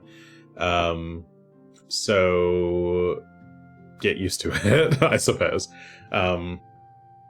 If he gets any knowledge of the party and has a day to prepare, make sure to adjust his spell list to react to what the party, what information he knows about the party. He has some alarms listed in the book at various locations, so he should know and be ready for the party in those cases. Do not play him as very passive. He's by himself, and I think even if you run him in 1E, he will probably get relatively quickly stomped by a well-geared or prepared party. So just be prepared. Like, yeah, he's a wizard by himself. He's going to be kind of squishy. Consider removing the displacer beasts that are in the room adjacent to him and giving him some creatures of his own in his own room. Maybe like some earth elementals, or I'm sure there's some like aberrations or something weird that he could have summoned. Maybe some demons or devils could work. Yeah, I think Mokmurian by himself is a little hard to play. But In any case, you also might not play him super well if you're not used to playing wizards. It will be your first wizard encounter, really. It's a lot of spells to memorize, get some spell cards, print out the spell list so you know where everything is. Be ready for the encounter. It's not the sort of thing you just kind of want to jump into. You really want to kind of have a good sense of like even the sort of timing of like when you want to cast certain spells. And you should have him cast spells. Try not to just go, well, he's a stone giant. He casts one spell and now he's going to hit stuff with a club. He's supposed to be a wizard. Use the wizard features. If you want, you can also give him a couple of wizard feats to kind of make him a little bit more exciting. Just don't go anything too far above like whatever level you have him set to. Again, I should have been tracking what levels characters were at this point in the adventure, but I think I was still keeping, in second edition, I keep them close to where they are in first edition, except for in the last two books. So yeah, you can set him to a severe encounter by himself, or he could be whatever a moderate encounter would be, plus a few small creatures to assist him, just to keep some melee enemies busy. And then, so at the end of the fight, remember that he's got a cool death scene, assuming that the party kills him. If the party decides to spare him, it can still be fun to have him have the death scene. Because Karzu takes over his body and basically immolates him. And he should... It doesn't say, I think, but he should be marked with the Sahedron of Greed. His death should also give Karzug power. But this is the first time Karzug gets to speak, so also have your Karzug voice ready. It's the first time Karzug gets to talk to the party. It's his first, like, direct recognition of them. It's supposed to be spooky and scary and cool. So make sure you're ready for that encounter. If you're the type of person who needs to sort of prep the description. I think there's some pre or canned text in the book that you can read as well, which is good. I guess other side thing, the way his room. Make sure you catch that his room has a lot of height to it. There's a little diagram in the bottom right hand corner of the map that's I think is a little easy to miss if you don't notice it. That he's supposed to have these massive fucking columns in his room and this weirdly placed staircase. I don't know why the room is shaped like this. It's very... I think it's like maybe they do say why it's shaped like this. It's like a study hall or something that he like emptied the chairs out of. Or a lecture hall or something. It might be a lecture hall. But yeah, he's just turned it into a convenient boss room, I guess. I like to scatter books on the floor to kind of add to the ambiance. Player note for the future: make sure to kill Mokmurian with a disintegrate effect. No. Also, I don't think you can, actually. I think that might be a low enough level that you don't have access to disintegrate. So it should be fairly difficult to get rid of him that way. Haha. Impossible. If disintegrate was a low enough level, then I would just have, as he's disintegrating, Ghost of Karzug forms out of the remaining mass. It says this thing and runs off.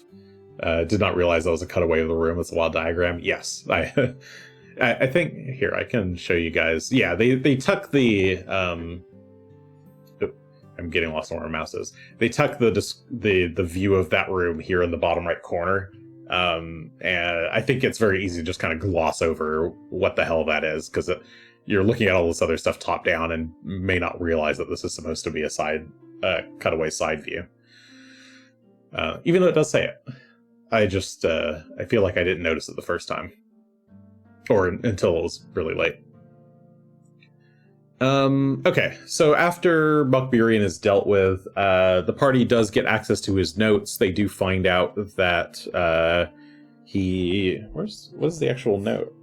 I should have looked at that again before this, but I think they get the little map of all of the locations along the Sword Coast that had Hellstorm plumes. Here's the library pass. I love the library pass. It's very cute looking. The Writ of Entrance and Access. So the Thoracic Library. Where the Shining Guardians, for they guard the library. Yep. Okay, where's... Oh yeah, here's the map. Yeah, he's got this map of Sandpoint. Or not Sandpoint, of the region. With X's marking the Hellstorm Flumes. And his like little bit about Hellstorm Flume Foundation Ruins. Foundation stones from each would... Oh, sorry, I should not try to read that sideways.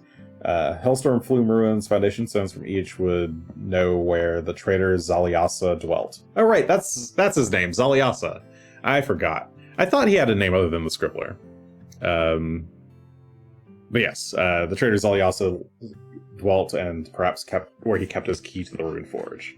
So they know Zaliasa / the Scribbler has some kind of access to the Rune Forge, and they're hoping to get it that way.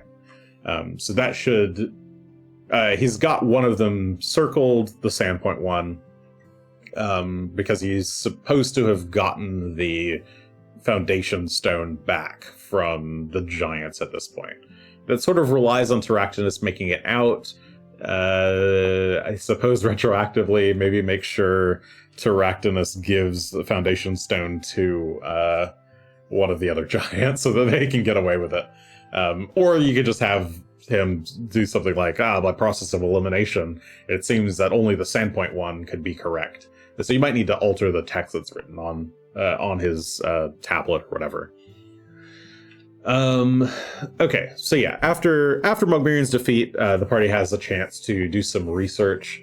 Kona should be able to spread the word for the party to kind of disband the Giants. That should be relatively straightforward. I usually don't bother with much more than that. I just let the Giants sort themselves out.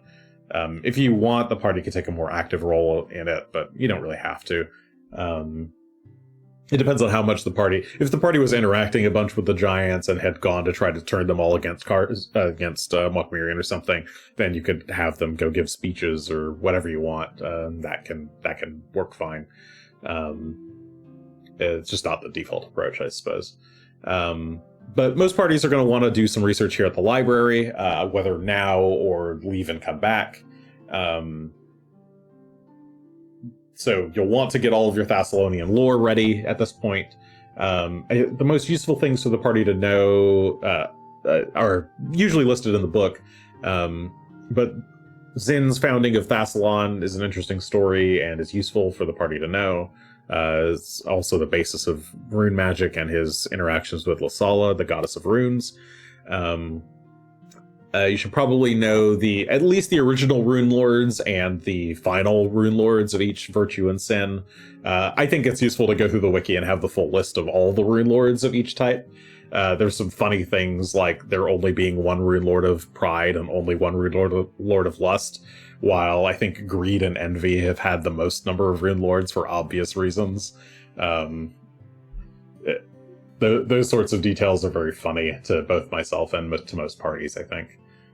I assume everything I find funny, everyone else will find funny. I am an arbiter of humor, I guess. And there should be some information about the Rune Forge and the power it holds. Next, I'll talk about that in a bit, but we're going to try to go to the Rune Forge next book, so more information on that is, or at least a little bit of information on it this early is probably warranted.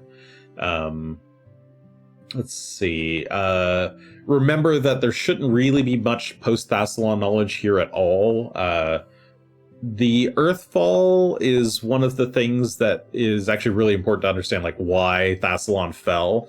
But if Thassalon fell, most people died in the Earthfall, so there's not going to be a whole lot of scholarly information written about it in this library because they would all have been dead. So you might have some like portents or predictions of the oncoming Earthfall because there still would have been prophecy at that point.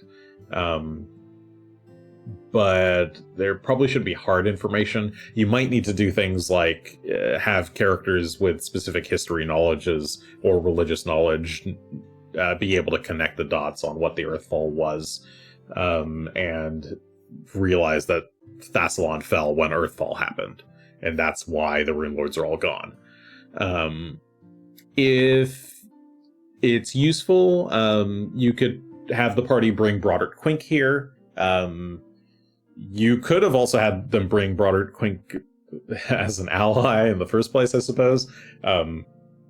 If you suspect that you'll need to do that, consider maybe adding a magic item or something that allows the party to teleport to Jorgenfist or away from Jorgenfist if needed. They should be able to use some amount of teleportation magic like this, like scrolls and things. So if you have a few of those sitting around in the library or in Mokmurian's bag or something, that's totally reasonable. You can use that as an option for the players to get where they need to go quickly. And yeah, Broderick Quink can fill in a lot of gaps. He can just explain stuff to the PCs if you don't want to have the PCs do research. But if you are doing research, I think the Game Mastery Guide has an interesting research system that, again, uses the kind of point system, kind of like their infiltration and other various systems. If you want to use that for research, I think it's a pretty decent option. I've not really tried it, but I don't see why you couldn't use it here.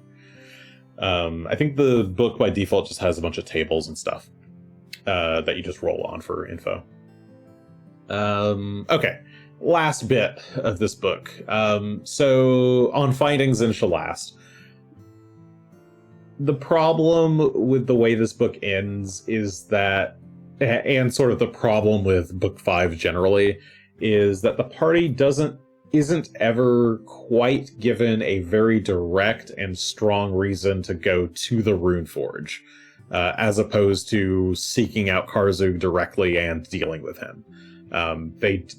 You want to really impress the idea that Karzug is extremely powerful, that the party may not be able to kill him as they are, and may never be able to kill him unless they have access to more powerful magic than what they've got now. And the Runeforge should be presented as the solution to that. And you can have Mokmurian's notes relay that a bit more clearly. I tried to do that a little bit last time. If I were to run it again, I would try to do it even more next time. The book really, it feels at this point like you're supposed to kind of drop the hostages off and then book it to, or like search out where Xin-Shalast is and go run straight there. But there's this whole sort of separate book in between. So just be ready for that. Have some ideas ready on how you're going to deal with that, how you're going to stop the party from trying to go straight to Xin-Shalast. Stuff I usually do, the maps of Thassalon, if you're not aware, are all pre-Earthfall. And Galarian's landscape changed quite significantly after Earthfall, given that it's basically a bunch of meteors dropping in the region. That has changed the topology enough that the location of Xin-Shalast shouldn't be super easy to like directly map to. You can also have the maps themselves be somewhat imperfect or be kind of stylized representations of maps and not like exact mathematical maps that you might have today. And really, you shouldn't be able to pinpoint Xin-Shalast anything further than it's somewhere in the Kodar Mountains. The party is not meant to go there right now. You really don't want them to get too much more information about it from this. They will eventually need to do some more research to find out exactly where it is, but really I would give them that information directly in the Runeforge. If the party is really intent on trying to go to Xin-Shalast right away, you can also just have a sending arrive from Sandpoint. Father Xantus should probably be able to cast Sending at this point, or probably has a couple access, or like some access to some scrolls or something that he could buy to alert the PCs. A big sinkhole has opened up in Sandpoint as a result of Karzug, or of Mokmurian dying. Mokmurian's death powers up Karzug a lot, awakens the rune well strongly, and causes an earthquake in Sandpoint, or causes an earthquake across the continent. That causes the rune well in Sandpoint to rumble, and it collapses that tunnel. So now the party can get further down into the Catacombs of Wrath and meet the Scribbler. Easy enough. So ascending from Sandpoint will hopefully get the party there, and then the Scribbler's information should kind of lead the party more directly towards the Runeforge first before they go to Xin-Shalast. So that can kind of solve all of that, I suppose. You also have the kidnapped merchants and things that you can use as kind of pressure to try to get the party to go back to Sandpoint first, and from there they can encounter all this other stuff and get kind of distracted. But yeah, that's the sort of way I handle it. Tosca says, having the ability to cast teleport is very useful, as it turns out. Yes. Being able to actually cast teleport can be quite handy.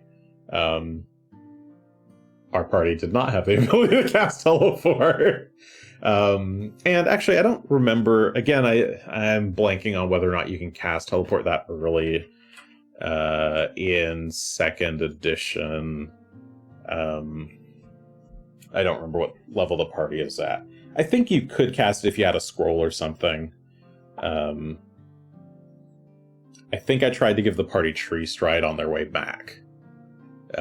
But even Tree Stride is very, very limited.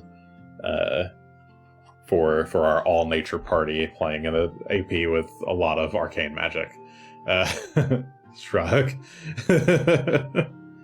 But yeah, that is Fortress of the Stone Giants. So at the end of the book, you kind of end with the party getting full access to like a really, really high-quality research facility where they should be able to get a lot of information on the background story, finally, of what's going on.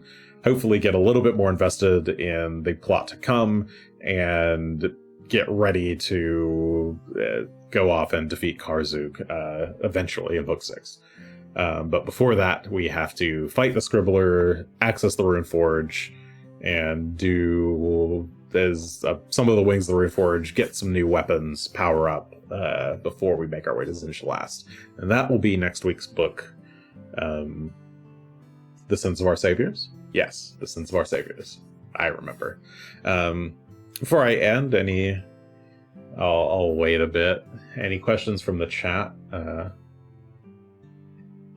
Herp with Derpy says, thanks for these videos. Planning on running a converted campaign of Rise of the Runelords myself, and these have been amazing. When converting from 1E to 2E, it is 10% trivial, 15% low, 50% moderate, 20% severe, 5% extreme, and okay breakdown for encounter difficulty throughout the adventure. That's a good question. I would say, it really depends on the book and how aggressive your party is. If your party is doing more encounters per day, I think that's a pretty good balance.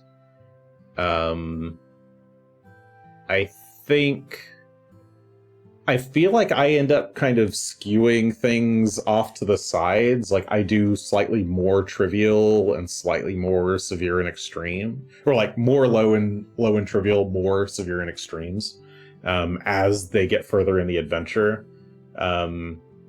Largely because this AP tends to put the same creatures in front of the party a lot.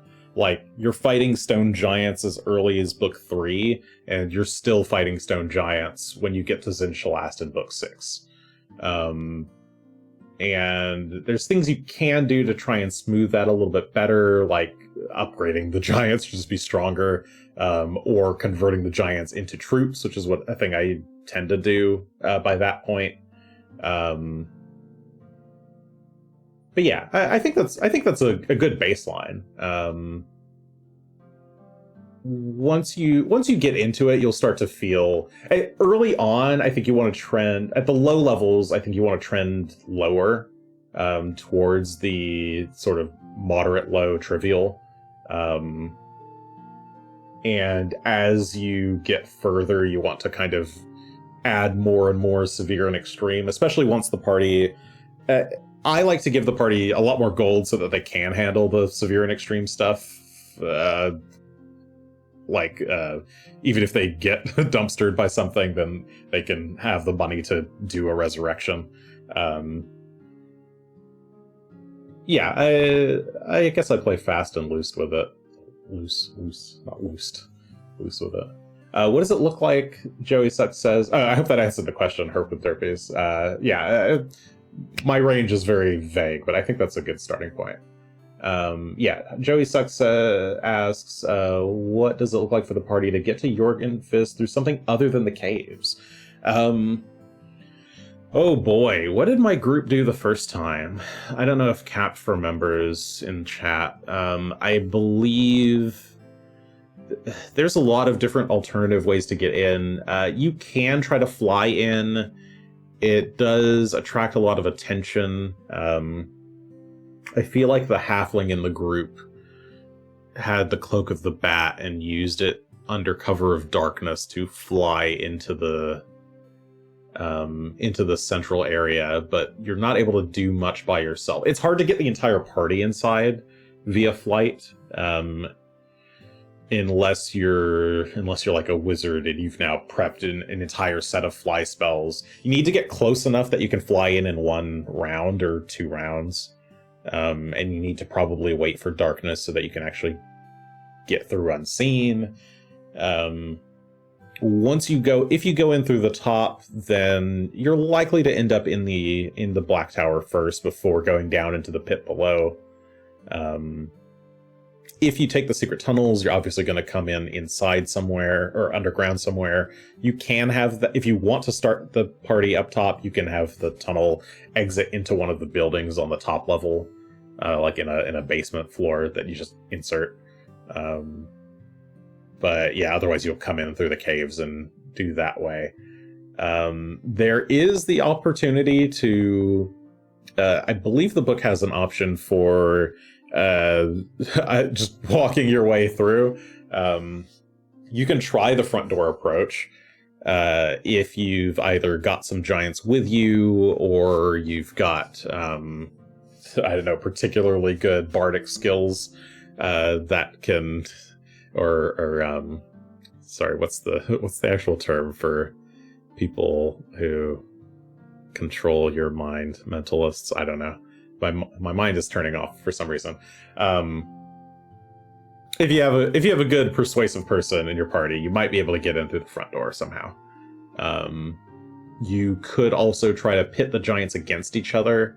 I believe different groups of the giant. If you've got characters that actually have some giant lore, that could actually be an avenue for, like, they might know about the different giant clans and which ones are more likely to be helpful than harmful to the party, and you could parlay that into some sort of assistance.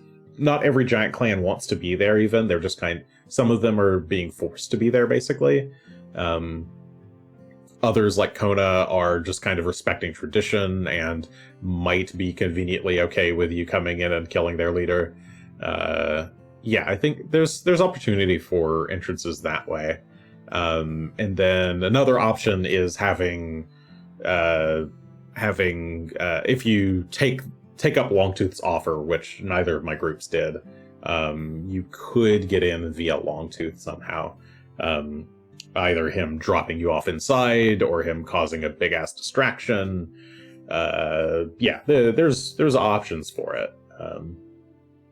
I think both times, after letting the party kind of feel around a bit, I usually end up leading them or trying to guide them towards the caves instead.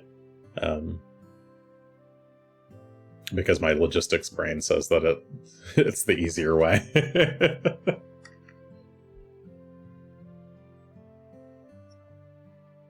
Nobody trusts dragons. That's true. Certainly not a dragon that was just gleefully burning houses in Sandpoint. If the party actually saw that happen, I think they're just very unlikely to want to trust him. It would take a lot to, I think, for most parties to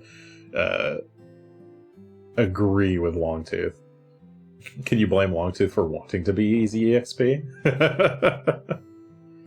Question: Why dragons so evil though?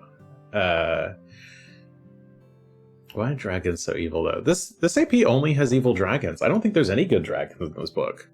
They don't have to be evil. They just this book just wants evil dragons. Yeah, is there a single good dragon in this book? I don't think so. I mean, the whole thing with dragons is that they're supposed to be, I don't know, this kind of greedy upper class. If there were any, they were murdered too. Yeah, that's true. I think the theory that the dragon is an amalgam of things humans were once pretty afraid of: snakes, birds of prey, and so they feed on our primal fears. Oh yeah, that's interesting. I haven't really looked at like the origins of dragons, or I assume Chinese or like Eastern dragons and Western dragons probably have different origins even. I wonder if they do. That'd be an interesting thing to look up. I'm sure somebody's got a good video on this subject. Maybe some fun historians. Because I assume all of these cultures had their own versions of these. But Eastern dragons are generally seen as more benevolent, I think, than Western ones.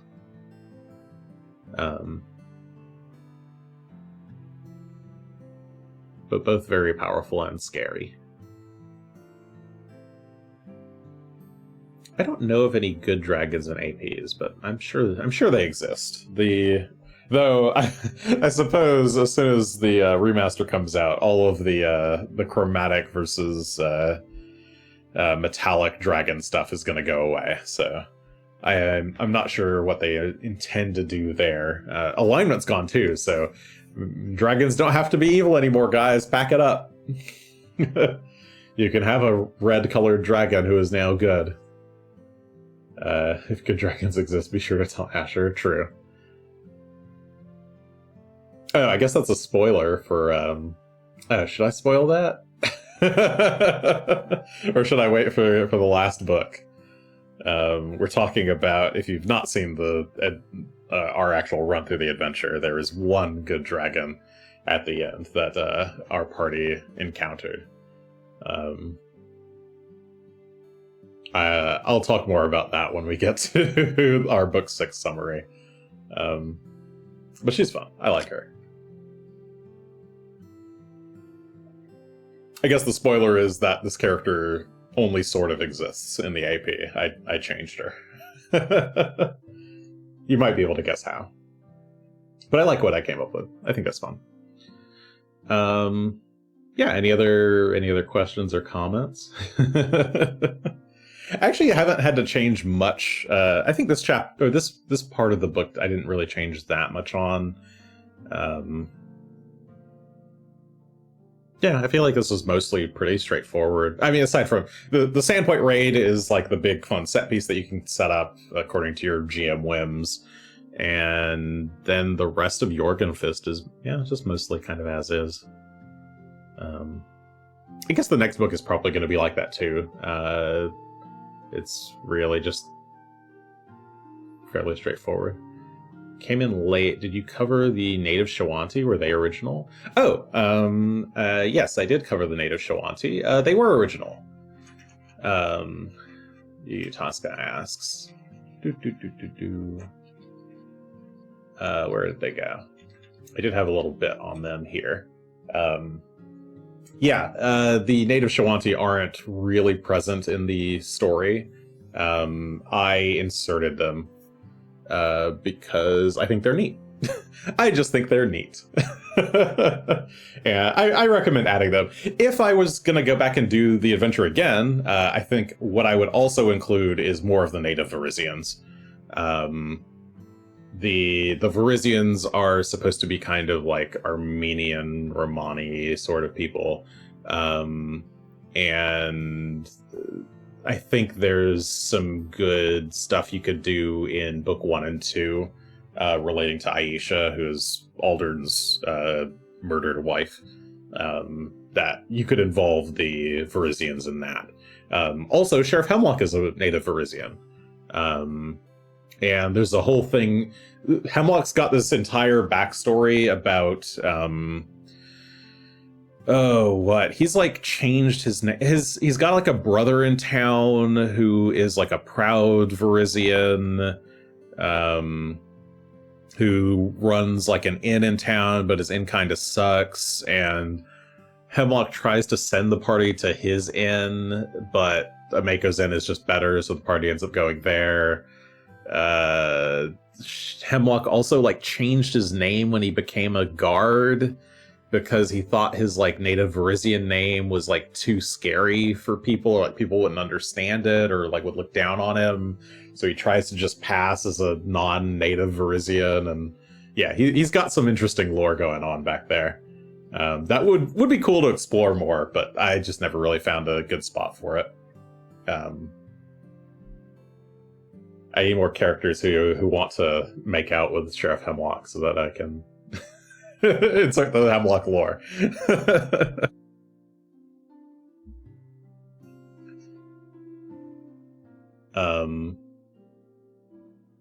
Oh, sorry, I was showing this on my screen, but I didn't show it for you guys. But yeah, the Shoanti themselves were... I used the Varisia Birthplace of Legends to... I think both of these characters maybe were art that I took from that book. There's a few more that are in that book, but it's basically the only book that really goes into much detail on the Shoanti, I think. Maybe the Big Inner Sea guide goes over some of it, but I don't remember. This one, Varisia Birthplace of Legends, actually has a map of where all the different Shoanti clans hang out. And yeah, I had the options between the Spire clan and the Shigiri-Kwa, or the Spire clan and the Hawk clan, and I decided to go for the Hawk clan in our group because we had Rock, and because I think Asher was trying to do a bit more flying stuff. I thought it would be more appropriate if the ones who were animal trainers, basically, who had griffins and stuff, were the ones that the party got to interact with. I don't actually remember what the Spire clan has going for it, but they're not as cool. They don't get cool griffins to ride on. Yeah, I think they're a great add, especially if you've got any nature-y characters who might want to learn some druidy things or interact with nature a little bit more. I probably could have used them some more than I did even, but I think I got pretty good use out of them.